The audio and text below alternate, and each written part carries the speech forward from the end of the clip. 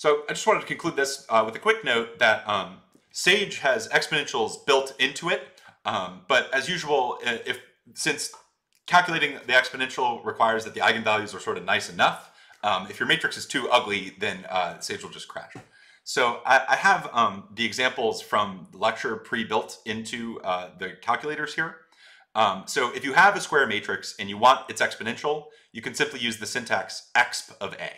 So here I have the code pre-built so that if you define your own matrix and click evaluate, the matrix will print out and then its exponential will print out. So let's test my code here.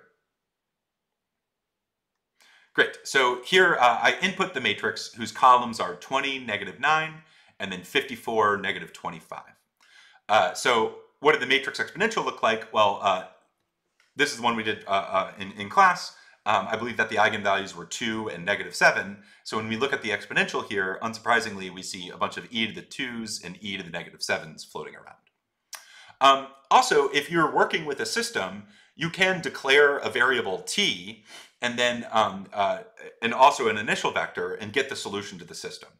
Again, if you want your system to if you want this to look nice, you need to you should expect that the matrix you input has nice eigenvalues. So if it doesn't have nice eigenvalues, this won't look so pretty.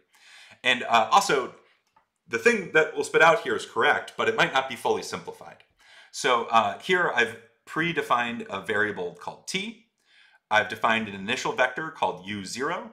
And I have an initial matrix input here. This is the one from the last example from class. So this is the one that had imaginary eigenvalues. So if I click evaluate here, so we see the matrix prints out, and then the second thing that'll print out here is the solution to the system, u prime of t equals a times u, with the initial vector equal to whatever we predefined here.